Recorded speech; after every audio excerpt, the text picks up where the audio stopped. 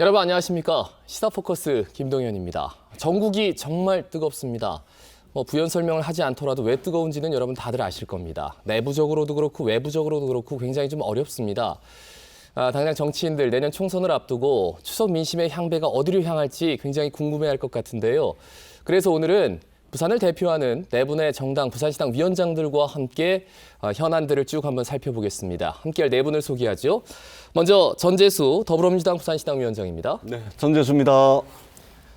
이어서 유재중 자유한국당 부산시당 위원장입니다. 네, 안녕하십니까. 유재중 의원입니다. 계속해서 이성건 바른미래당 부산시당 전 위원장이고요. 네, 반갑습니다. 이성근입니다. 끝으로 현정길 정의당 부산시당 위원장입니다. 예, 안녕하십니까. 현정길입니다.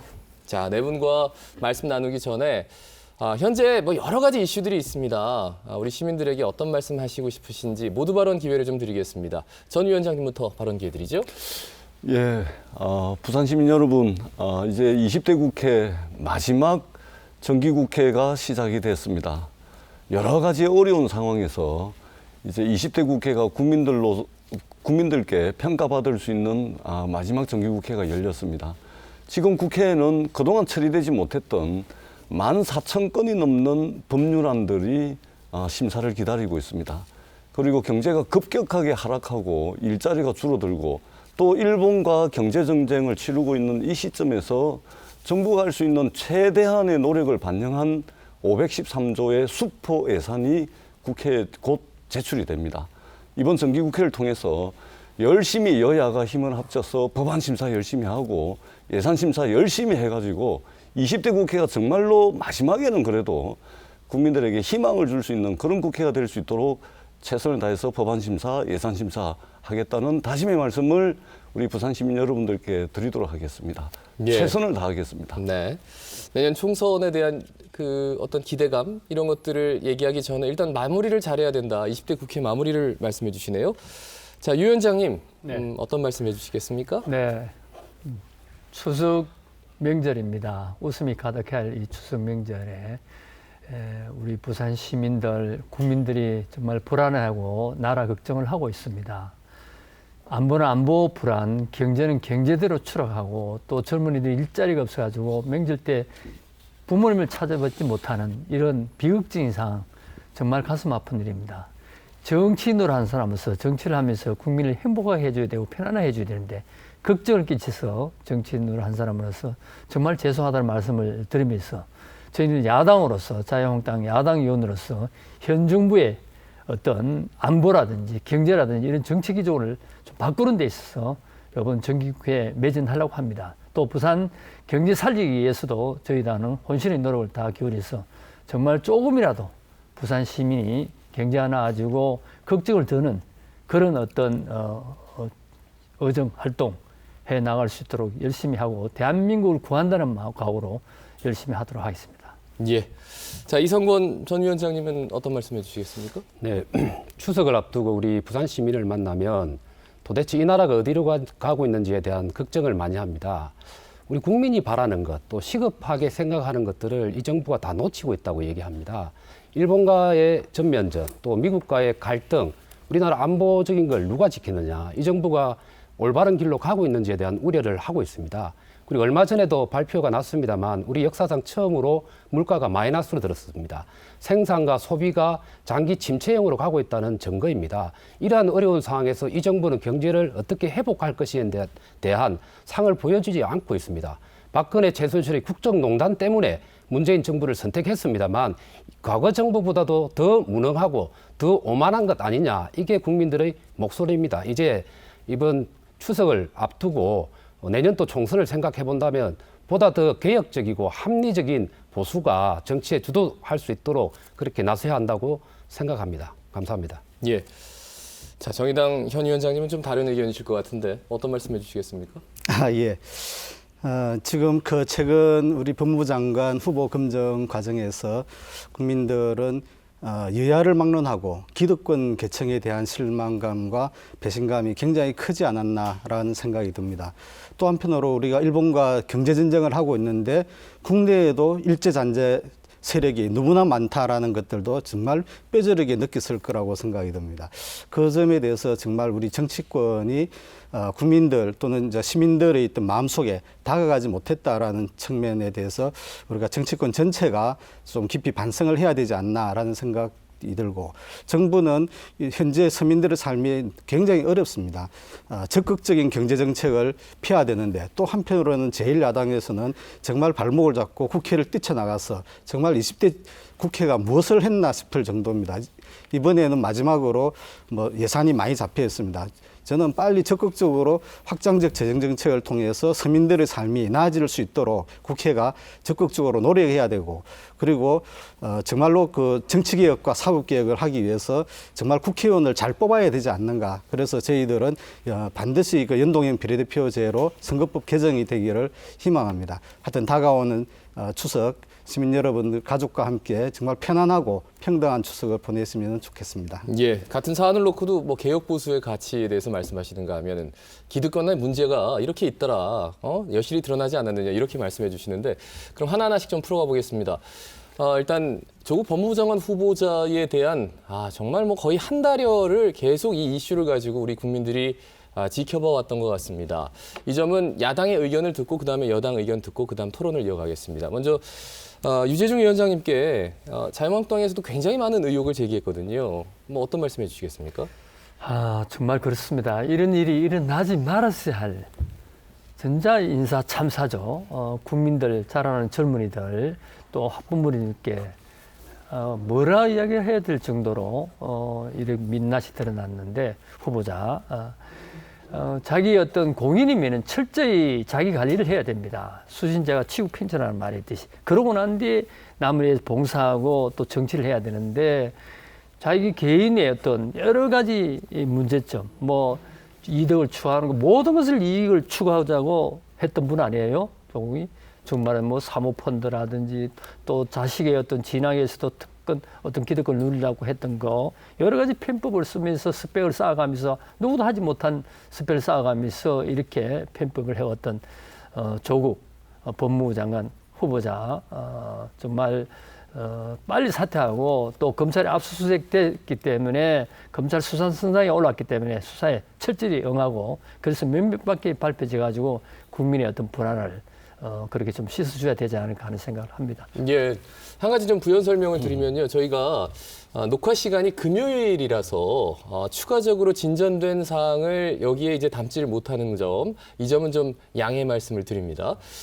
이성건 전 위원장님 어떤 말씀해 주시겠습니까? 조국 법무부 장관 후보자. 유재중 위원장님 말씀하고 뭐 비슷합니다. 예. 이미 국민들은 지금 그 조국 후보에 대해서 신뢰를 다 버렸다고 생각을 합니다. 제가 제일 답답한 게 뭔가 하면, 이 정부가 추진하고자 하는 사법개혁과 검찰개혁에 대해서 모든 국민이 찬성한다고 생각을 합니다. 그런데 왜 그게 조국이어야만 하는가에 대해서 국민들은 의구심을 가지고 있습니다. 이 정부에 그렇게 사람이 없느냐는 거죠. 자, 조국 후보는 후보로 지명되고 난 다음에 지금 셀 수 없을 정도의 의혹이 지금 터져 나오고 있습니다. 예. 하룻밤 자고 나면 새로운 의혹이 나오죠. 근데 대부분 기자 설명회든지 청문회에서 답변하는 내용을 보면 모르겠다는 겁니다. 그리고 심지어는 어제 했던 얘기와 오늘 했던 얘기가 바뀌어가고 있습니다. 예. 이것 때문에 국민들이 분노하는 거죠. 특히 그렇게 공정과 정의를 주장을 했는데 과거에 그런 말과 행동은 반대의 모습을 보이고 있는 것입니다. 그래서 20대가 떠나고 30대가 떠나고 수도권이 떠나고 중도가 떠나는 겁니다. 국정 운영을 안정적으로 하려면 이런 험계를 가진 후보는 물러나야죠. 그리고 네. 다른 인물을 발굴하면 되는 거 아닙니까? 그런 자세로 국정 운영을 이 정부가 해야 되는데 왜 조국에만 집착하는지를 저는 도무지 이해를 할 수가 없습니다. 왜 조국에게만 집착을 하느냐라고 지적을 해주시네요. 현 위원장님 어떤 말씀해 주시겠습니까?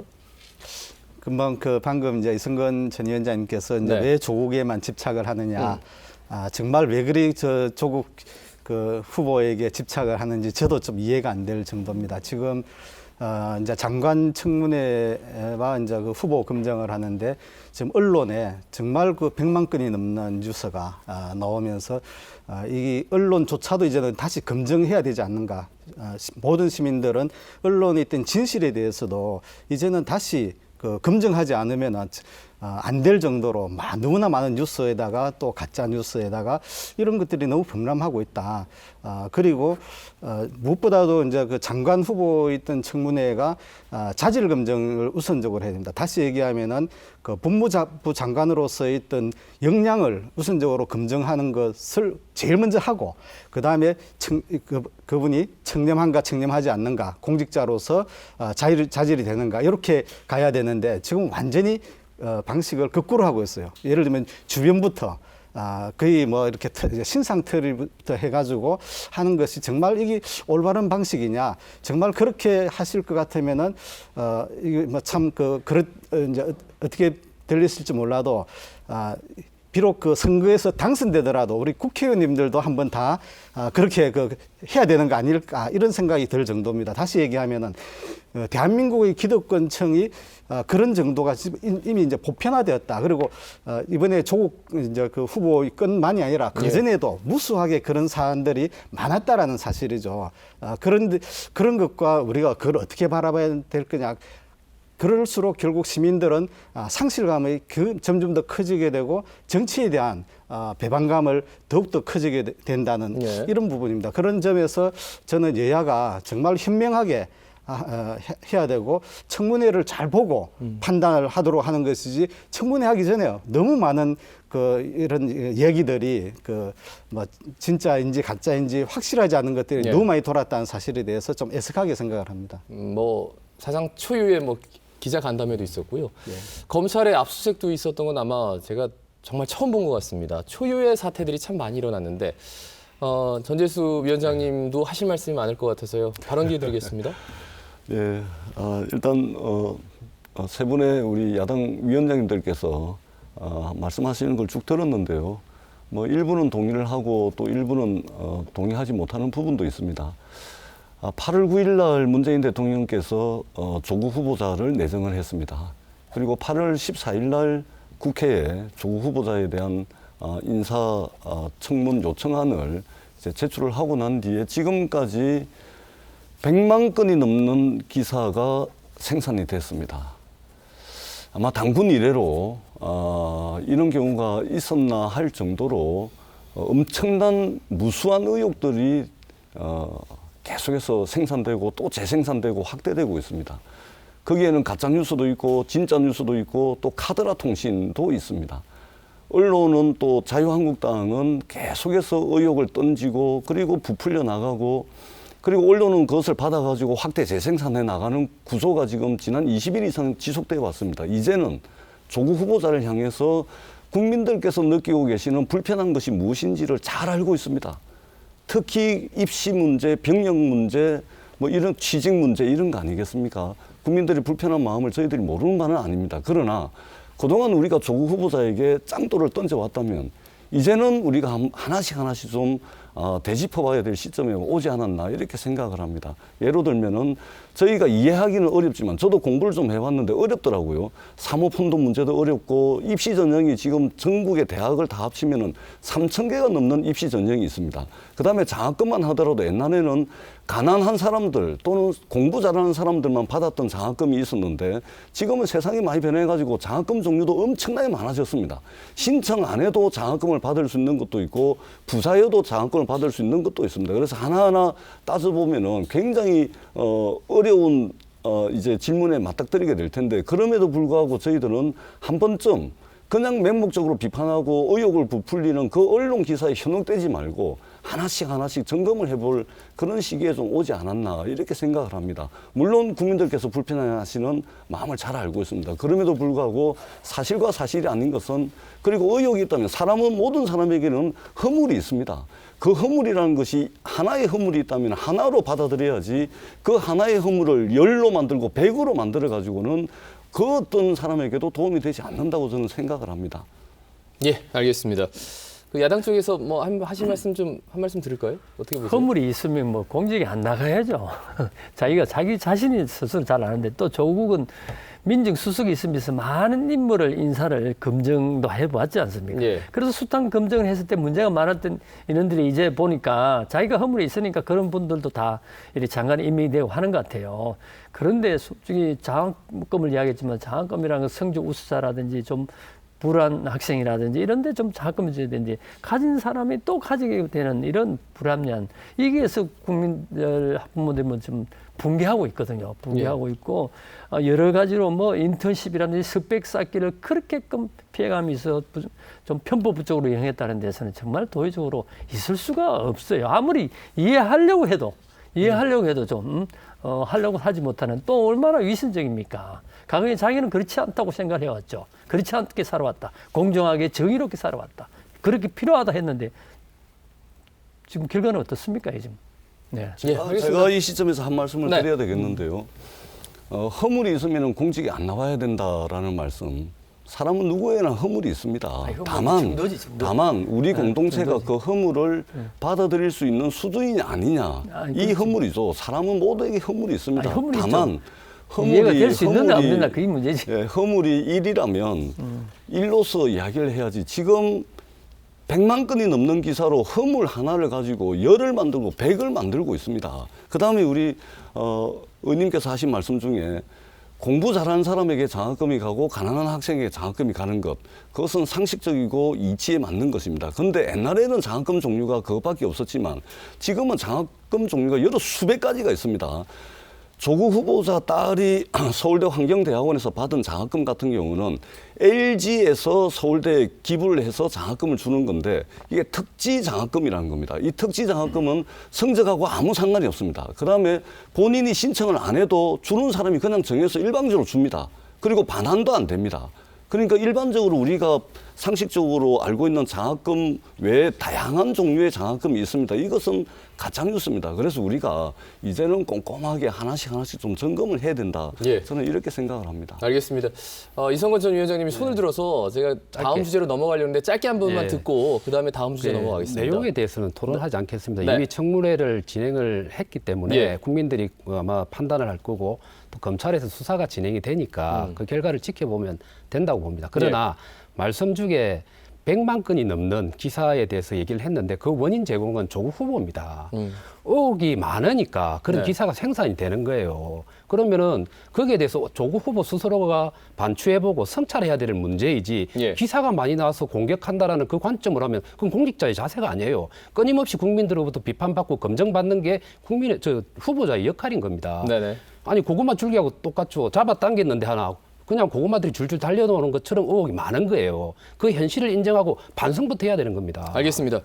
한 가지 좀 양해를 구한다면 저희가 지금 금요일에 녹화를 하기 때문에 청문회가 끝난 다음에 어떤 진전된 사항들을 이 방송에 담지 못하는 점, 이 점은 저 시청자 여러분께 양해 말씀드리겠습니다. 야당에서 네. 두 분이 말씀을 주셨기 때문에 이 부분 한 말씀만 예. 좀 드리고 간단하게 말씀을 좀 드리고 간단하게 좀 가겠습니다. 부탁드리겠습니다. 그렇게 하겠습니다. 네. 100만 건이 넘는 이제 조국 후보 관련한 기사가 쏟아졌습니다. 의혹이 그렇게 많은 것이 아니고요. 의혹은 4가지입니다. 웅동학원, 사모펀드, 입시 문제, 장학금 문제. 크게 이 4가지인데 이것과 관련해서 100만 건 이상의 뉴스가 생산이 되고 있습니다.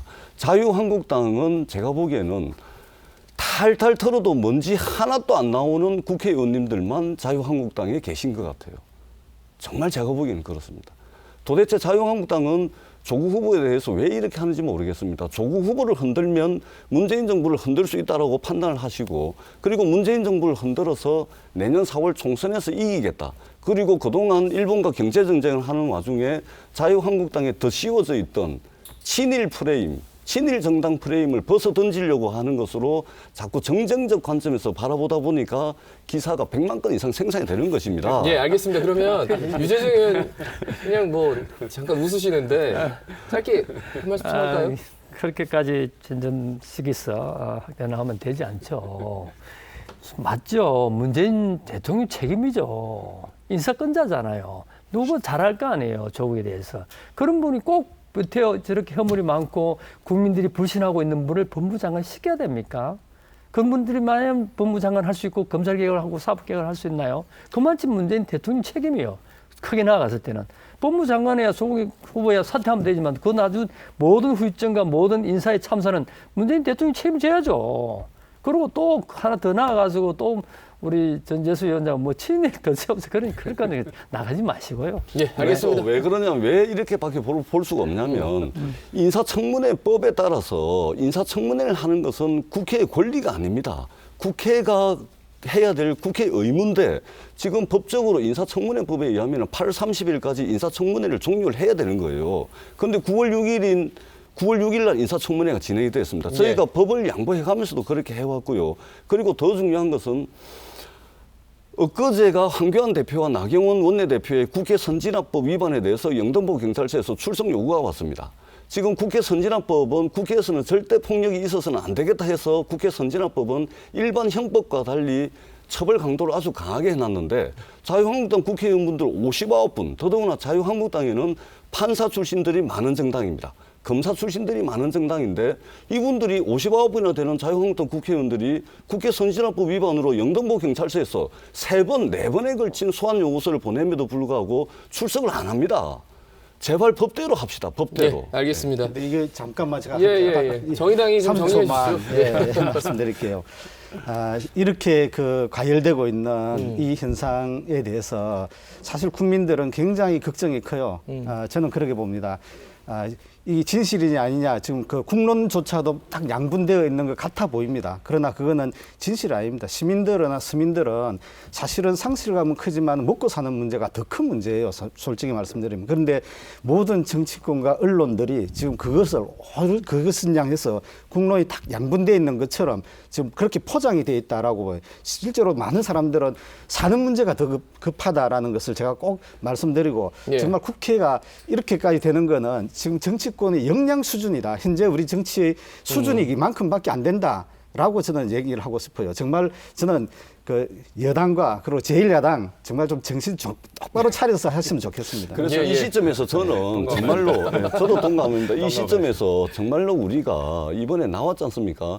불법은 아닌데 편법 이런 것들 대학 입시에서 그러니까 모든 아이들에게 평등하게 적용되는 입시 제도나 이런 그러니까 이번 문제를 가지고 우리가 교육 개혁의 문제 또는 검찰 개혁의 문제 그리고 이것을 아우르는 사회 개혁의 문제에 대해서 논할 시점이 됐다. 그렇게 해서 국민들께 희망을 줘야지 계속해서 인사청문회법 어겨가면서 계속 이렇게 하는 것은 정말로 소모적이고 낭비적이라고 생각합니다. 결국은 뭐 이제 시청자를 넘어갑시다. 판단하실 테니까요. 예, 이 정도 주제로 뭐 말씀 넘어가겠습니다. 왜냐하면 워낙 많은 뉴스들이 쏟아졌고 각자 개개인의 판단이 다 다르기 때문에 이 문제를 바라보는 다음 주제는 뭐냐면 지소미아 종료에 대한 얘기를 좀 해보겠습니다. 이게 지소미아 종료한 지 한참 돼서 이렇게 뭐 친일, 반일 이런 그 프레임들 여러 가지가 뭐 얘기가 오가고 했던 기억이 있는데 그런데 문제는 뭐 조국 법무장관 후보자 이 정국에서는 이런 얘기들이 거의 안 나와서 어쨌든 추석 전에 많은 분들이 이에 대해서 얘기를 할 것 같거든요. 뭐 바른미래당 이성권 전 위원장님부터 한번 말씀 여쭐까요? 일단 지소미아라는 게 한국과 일본 간의 군사 정보 교류 협정이지 않습니까? 그렇죠. 그걸 맺은 이유가 두 가지입니다. 첫 번째는 미국의 요청이고, 그다음 미국이 그렇게 요청한 이유는 북한이라든지 중국과 같은 우리 한반도 혹은 또 이 민주 진영에 위협이 가할 수 있는 나라들에 대해서 같이 대응하기 위해서 미국의 요청으로 한 겁니다. 우리가 일본하고 싸워야죠. 잘못된 경제 보복 조치를 일본이 했기 때문에 경제 문제나 역사 문제 갖고 싸워야 하긴 하지만 우리 국민들의 안위를 위해서는 안보 문제는 별도로 가야 됩니다. 그걸 경제하고 연관을 시켜서 안보 문제로 바로 가는 것은 저는 타당하지 않다고 생각을 하고 그다음에 또 문제가 자, 미국은 지금 동북아에서 커다란 전선을 형성하고 있어요. 경제적으로는 미중 경제 전쟁을 하고 있고 그리고 군사안보적으로는 인도 태평양 전략을 펼치면서 한국과 일본에게 손을 벌리고 있는 상황입니다.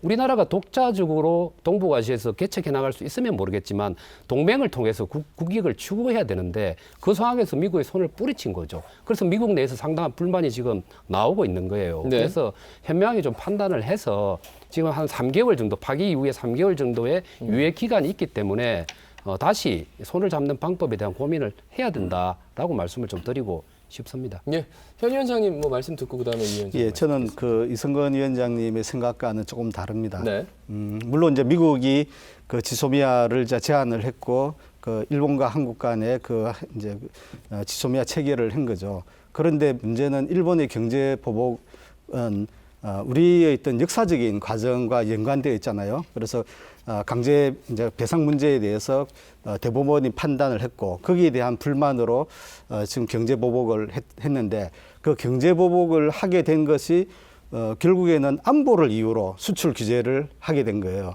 결국엔 동맹 관계를 맺었는데 그 원인을 안보를 제공하고 있는데 우리는 그 지소미아라는 그 이제 한일 간의 이제 군사 정보를 서로 이제 교류하는 그런 걸 가지고 우리가 그 제공한다라고 한다는 것은 사실은 그 나라의 자주권의 문제입니다.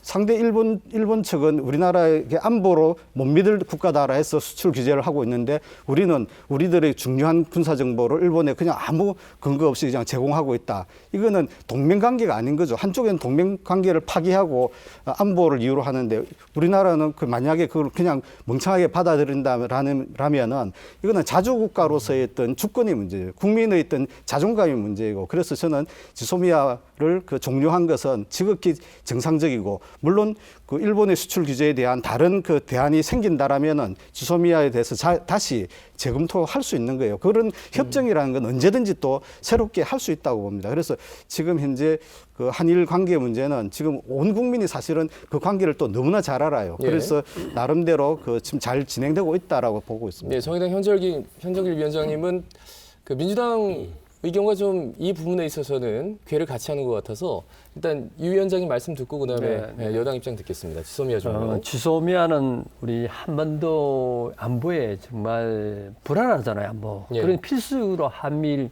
공조 체제를 함정하는 거 아니에요. 사실은. 예. 지금도 보십시오. 북한이 미사일 쏘고 독도에 중국, 러시아 비행기 왔다 갔다 하고 이 불안한 이 안보에서 예. 우리 우방인 동맹 맺었던 한미일이 공체제를 같이 해야 되지. 우리가 따로 떨어져 나오면 지금 이제 동네북이란 말을 해요. 외교적으로 여러 가지로. 안보가 제일 문제입니다. 그러나 또 더 나아가서 물론 정치적인 갈등 문제에 대해서 일본에서 수출 규제한 것은 잘못이에요. 그래 해서는 안 되죠. 그러나 그거는 그렇고 또 안보는 안보대로 우리가 해 나가야 되는 것이지. 예. 외교적으로 좀 풀어가지고 해 나가야 되지. 그렇지 않으면 정말 잘못됐으면 어떻습니까? 뭐 해는 자주 좋죠. 그러나 우리가 뭐 한미일 공조 안 해도 우리 한국만 하더라도 북한과 중국 대적에 나올 수 있는 뭐 여러 가지 어떤 국방력이라 할까 뭐 모든 게 돼 있으면 좋습니다. 그러나 우방과 동맹을 맺은 이상은 안보 문제는 국민의 생명을 최선을 지키는 건 중요하지 않습니까? 이것은 공고히 하고 정치 갈등은 외교적으로 풀고 그렇게 해서 경제 보복을 또 풀고 풀 수 있도록 일본에게 강하게 촉구하고 그렇게 해 나가야 되는데 그런 상황에서 우리가 외톨이 떨어짐으로 해서 국민들은 더욱더 안보 불안, 뭐 경제, 외교, 뭐 인사 3사까지 지금 그래서 국민들이 지금 힘들어하는 거예요, 사실은요. 예, 알겠습니다. 그런 문제에서 빨리 이 아주 그 우리 이성근 위원장 말씀 맞다나 한겨울 여유가 있기 때문에 외교적으로 빨리 이렇게 풀어나가야 되지 않겠느냐 생각합니다. 예. 경제와 안보는 분리해야 된다와 이게 안보 문제다 결국은 경제 그 화이트리스트 제외한 이런 문제들이 여당 입장 한번 들어볼까요? 예, 그 냉전 시대의 동맹의 논리들이 이 21세기 와서는 상당히 많이 바뀌었습니다. 요즘 보면은요, 아무리 같은 동맹국이라 하더라도 전 세계가 국익에 따라서 움직이고 있습니다. 국익에 따라서 세계 질서가 재편되고 있습니다. 그런 측면에서 볼 때 이 일본은요, 우리가 아이들이 싸움을 할 때도 선전포고하고 싸움을 하는데 선전포고도 없이 기습적으로 우리를 침략한 겁니다. 총만 안 들었다 뿐이지 경제전쟁을 하고 있는 상황입니다. 일본은 우리나라를 식민지 시대 때, 식민지 시절 때 조선으로 생각을 했던 겁니다. 그러나 이번 일본과의 경제전쟁에서는 우리가 식민지 시절, 식민지 살이할 때 조선이 아니라는 것을 명백하게 보여줘야 되고 지난 역사 속에서 일본은 늘 침략자였습니다. 그리고 오늘 이 순간에도 일본은 침략자입니다. 지소미아 당연히 해야 되죠. 한미일 공조 열심히 해야 되죠. 그런데 지금 일본이 대한민국을, 우리나라를 믿을 수 없는 국가라고 온 세계 댕기면서 선전을 하고 있습니다. 그렇게 믿을 수 없는 국가라고 이야기를 하고 댕기면서 최고 수준의 고급 군사 기밀을 서로 교환을 한다? 이거 어떻게 상식적으로 가능한 일입니까? 그리고 우리는 한반도 안보에 대해서는 걱정 안 하셔도 됩니다. 저희들이 미국과는 숨소리조차도 공조하고 있다는 말씀을 드립니다. 그리고 미국의 해구산 아래 한반도가 들어와 있습니다. 일본과 지소미아를 파괴한다고 그래서 한반도에 무슨 뭐 안보 불안이 생기니 군사적 구멍이 생기니 이렇지가 않습니다. 그리고 저희들이 문재인 정부가 누누이 말씀을 드렸지 않습니까?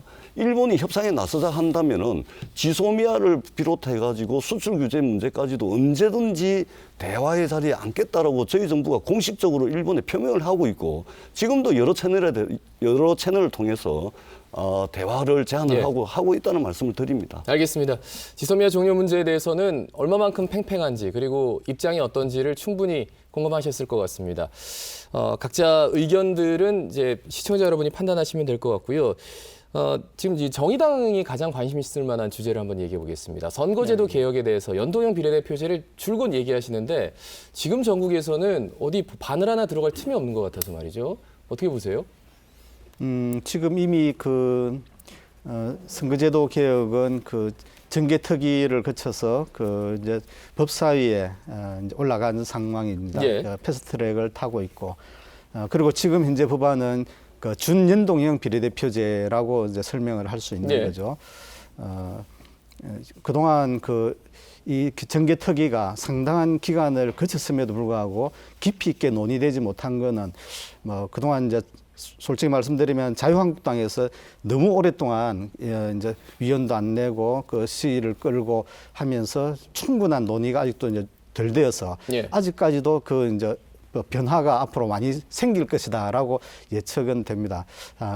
아마 법사위에서도 빨리 논의를 충분히 하면 좋겠지만은 그럴 전망은 보이지 않습니다. 왜냐하면 법사위원장이 지금 자유한국당 의원이기 때문에 그렇다는 것 예, 예. 저희들 솔직하게 말씀드리고 90일 지나면은 본회의로 가게 됩니다. 본회의로 가는데 거기에서 저희들은 정말로 이번 기회에 정치개혁이 정말 되기를 간절히 바랍니다. 그리고 이거는 정의당만의 문제가 아니에요. 그전에 우리 김대중 전 대통령께서도 이 정치개혁 선거법 제도 바뀌어야 된다고 말씀하셨고 노무현 전 대통령도 그런 말씀을 하셨습니다. 지금 문 대통령도 그런 말씀을 하셨고 그래서 이거는 여야를 떠나서 또는 국회의원 개인의 어떤 기득권의 문제를 넘어서야 됩니다. 예. 국민들이 정말 바라는 것은 선거제도를 제대로 해가지고 좀 다양한 국민들의 다양한 의견들이 민심 그대로 반영되는 국회의원이 선출되기를 바라는 것이지 이거는 꼭 정의당만을 위한 것이다라고는 생각하지 않습니다. 예, 가장 좀 많은 말씀을 하시기 때문에 일단 먼저 여쭤봤고요. 그 다음에 유 의원님 잠깐 화면에 나와서 야, 바른미래당도 알겠습니다. 정의당만큼 관심이 있기 그렇죠, 때문에 그렇죠. 네. 그렇게 말씀을 하신 것 같은데 솔직히 제 개인적으로는 연동형 비례대표제를 찬성을 합니다. 그럼에도 불구하고 바른미래당 사정이 복잡합니다. 당권을 잡고 있는 측에서는 지금 현재 패스트트랙에 올라가 있는 준연동형 비례대표제를 찬성하고 있고 예. 또 비주류 쪽에서는 반대를 하고 있는 상황입니다. 그래서 솔직히 이 자리에서 논리를 제가 일부러 펼 필요는 없을 것 같은데 결과적으로 조금 우리가 좀 고민을 하고 있는 게 이게 통과되었을 경우와 통과되지 않았을 경우에는 바른미래당이 미치는 파장이 아주 크다고 생각합니다. 굉장히 크죠. 네. 그러니까 예를 들어서 통과가 안 됐다. 그럼 현행 선거법제로 하게 되면 아무래도 소선거구제가 많이 유지가 되기 때문에 한 선거구에 한 사람만 당선이 되잖아요. 예, 그러면 문재인 정부의 독주와 실정을 비판하기 위해서 견제하기 위해서는 야권이 뭉쳐야 되기 때문에 어떤 반문 연대의 차원에서 정계 개편이 이루어져서 보수의 통합이 일어날 가능성이 높아지는데 예. 거꾸로 만일에 이게 통과가 되면 그러면은 지역별, 그러니까 권역별로 비례대표 의석들이 생기기 시작하잖아요. 네네. 그러면은 제3의 정당들은 거기서 기대해 볼 수가 있는 거예요. 그러면은 정계 개편의 가능성이 약화가 되겠죠. 그러면 야권은 분열된 상태에서 내년을 총선을 맞이할 가능성이 좀 높지 않냐. 예, 그렇게 예. 일단 예측을 좀 말씀을 그러니까 정의당과 드리겠습니다. 바른미래당 모두 준연동형 비례대표제에 대해서 좀 절실하긴 한데 바른미래당 입장에서는 준연동형 비례대표제가 되지 않는다면은 다른 카드가 예. 새롭게 좀 합종 연행할 수 있는 그런 열리게 모습들도 열리게 될 것이다. 아예 그냥 말씀해 주시네요. 네, 솔직히 알겠습니다. 이 연동형 비례대표 국민 잘 아십니까? 우리 국회의원들도 잘 몰라요. 이 비례대표 도입은 정말 대통령제에서는 하는 데가 없죠. 어떻게 이 다당제가 되고 연정을 해야 되는 내각제 같은데 그것도 세계 유일하게 아마 독일하고 두 개의 국가가 하고 있는 것 같은데 이렇게 되면은 국민의 민심이 제대로 전달되지 않습니다. 비례대표수가 늘어나죠. 늘어나면서 자기 어떤 후보에 대해서 인물을 선호하는 데 있어서 민심이 한쪽 오도될 수가 있고요.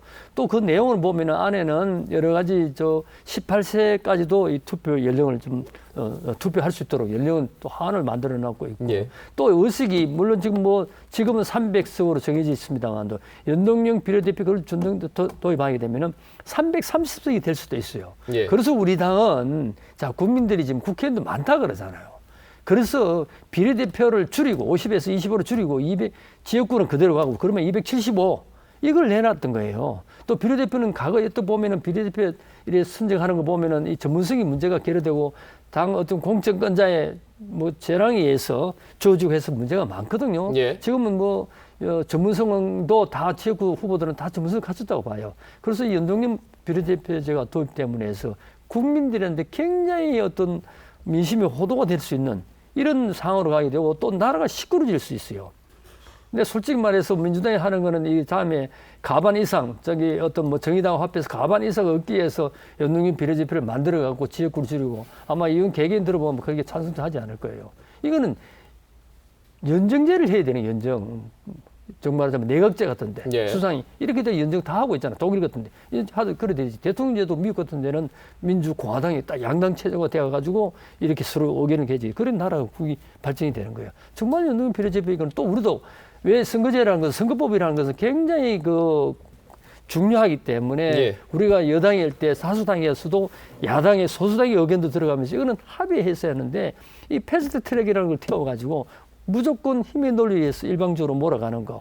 또 안건 조정에 했는데도 그것도 무시해버리고 통과시키는 거. 예. 이렇게 해가는 거예요. 그래서 우리는 아마 이 연동형 비례대표제가 도입된다면 우리 자유한국당 의원들은 어떤 각오로 대할지 모르겠어요. 예. 정말 내가 국민 투표를 붙이다든지 국민의 의견을 듣자든지 예. 국민이 직접 투표는 주권 행사이기 일단 때문에. 우리 실정에도 맞지 않고 그리고 지금 충분히 이제 야당과의 교감도 없었다 이런 지적인데요.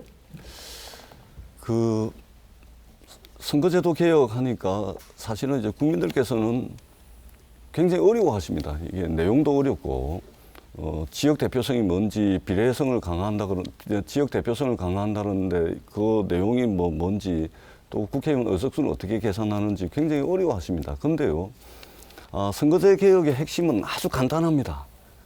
예를 들면은 더불어민주당이 50% 정당 득표를 했으면 국회 의석수의 50%를 그냥 가져가는 겁니다.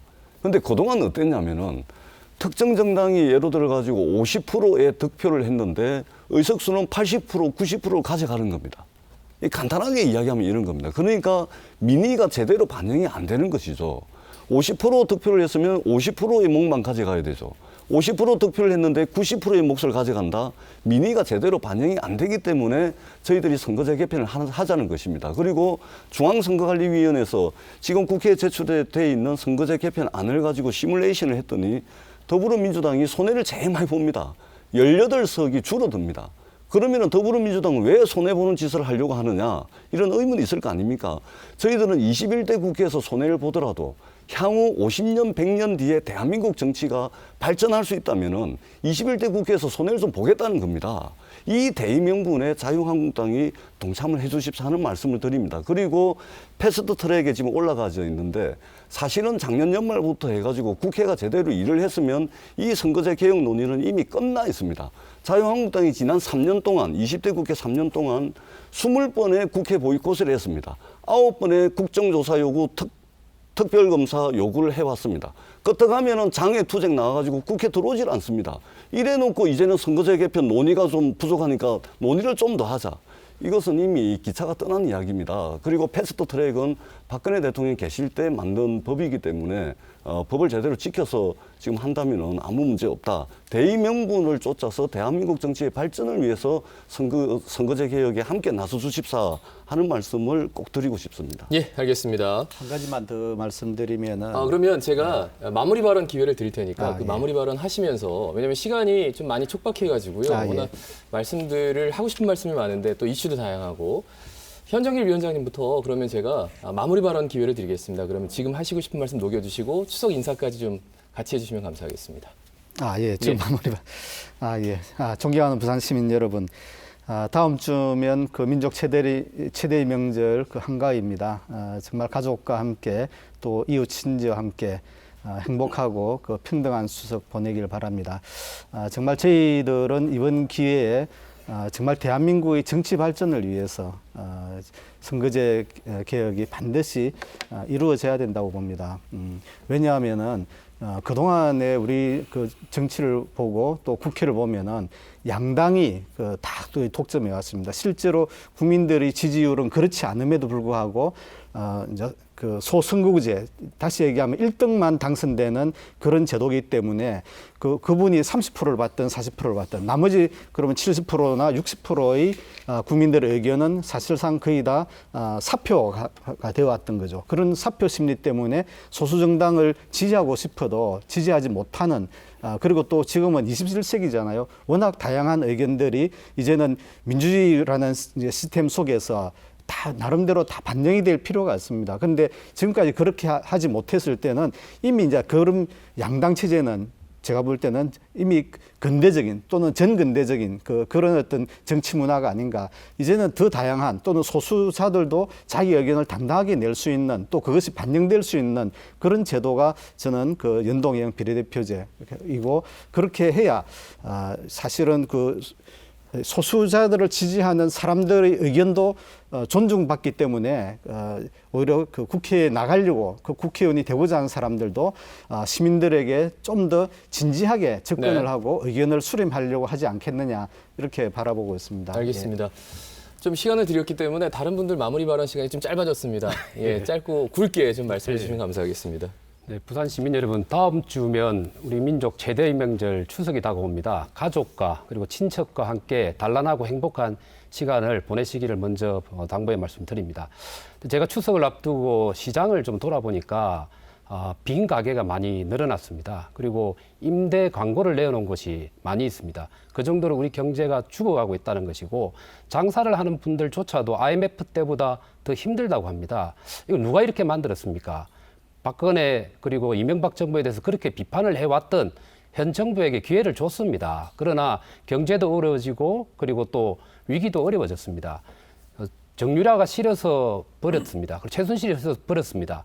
그리고 또 우병우 민정수석에서 비판을 했지만 조국의 후보자 딸과 그리고 지금 조국 후보자가 과거에 그런 사람들하고 뭐가 다른지에 대해서 국민들은 의아심을 가지고 있습니다. 이제 내년 총선을 앞두고 새로운 인물들을 선택해야만이 정치를 통해서 경제를 바꿔낼 수 있다는 말씀을 드리면서 네. 인사의 말씀을 가름합니다. 알겠습니다. 유 위원장님. 네. 어려운 경제 여건 또 높은 실업률로 인해 가지고 부산 시민 힘들어하고 젊은이들 걱정이 고민이 많은 점 정치인으로 한 사람으로서 정말 송구스럽다는 말씀을 드립니다. 부산 경제 어렵습니다. 대한민국 경제도 어렵습니다. 또 안보도 불안합니다. 외교도 완전 외교 참사입니다. 완전 외돌이 독립국이 되어 있습니다. 우리 대한민국이 언제부터 이래 됐습니까? 이것이 나라입니까? 정말 저기 나와보면은 야당 자유한국당 정신 똑바로 해라 이런 소리 받았습니다. 정말 죄송합니다. 제 역할을 못하는 것 같아서 또 이런 문재인 정부 탄생하게끔 그 원인을 작용한 것 같아서 죄송스럽고 또 후회 막급입니다. 저희들은 경제 기조를 대전환해야 됩니다. 지금의 경제정책 소도주도 성장은 맞지 않습니다. 그리고 안보, 국권이 우리 동맹, 우방 간의 동맹을 굳건히 해야 됩니다. 외교 열심히 우리가 우방과 해체 열심히 해서 외교 불안해야 됩니다. 인사 3사 정말 이것이 지금 장관 후보 임명하는 인사를 보십시오. 이래야 되겠습니까? 이런 점 국민들 걱정하게 끼쳐서 죄송하고 앞으로 잘 열심히 21대 국회 내년 총선에서는 정말 대한민국을 새롭게 개조한다는 그런 각오로 매진해 나가겠습니다. 시민 여러분, 그래도 이런 가운데서도 어려운 가운데서도 한가위는 가족들과 이웃들과 서로 배려하고 사랑하면서 행복하게 보내시기 바랍니다. 감사합니다. 예, 전 위원장님. 사랑하는 부산 시민 여러분, 삼성전자가 반도체를 생산하는 데 있어서 일본산 제품을 대체하는 국산 불화수소를 투입하기 시작했습니다. 위기에 강한 대한민국 우리 민족의 DNA가 발휘되고 있습니다. 여러 가지 어려운 상황에서도 대한민국 국민이 똘똘 뭉치고 국론 분열 없이 합심해 나간다면은 아무리 어렵고 힘든 일이라도 잘 넘어설 수 있다고 저는 생각을 합니다. 20대 국회 마지막 국회입니다. 20대 국회 마지막 정기국회에서 513조에 달하는 슈퍼 예산을 통해서 급격하게 빨라지고 있는 경기 하강 속도를 막아내고 우리 일자리도 늘려내고 그리고 일본으로부터 기술 독립할 수 있는 그 예산 심사를 잘 하도록 하겠습니다. 14,000건이 넘는 법안들이 쌓여 있습니다. 한 건이라도 더 통과시켜서 우리 국민들 삶에 도움이 될 수 있도록 20대 국회, 정기국회 잘 하도록 하겠습니다. 추석 명절입니다. 아무리 힘들고 어려워도 명절은 명절입니다. 우리 부산 시민들 추석 명절 잘 보내시고 늘 건강하시기를 기원드리도록 하겠습니다. 고맙습니다. 네 분의 시당위원장과 함께 말씀 나눴는데요. 다시 한번 강조하겠습니다. 이게 금요일에 녹화가 되기 때문에 일요일에 뭔가 조국 장관 후보자의 그 문제가 좀 진척된 상태에서 말씀을 못 드리는 것, 이 점은 좀 여러분께 양해의 말씀을 드립니다. 시사포커스 마치겠습니다. 여러분 고맙습니다.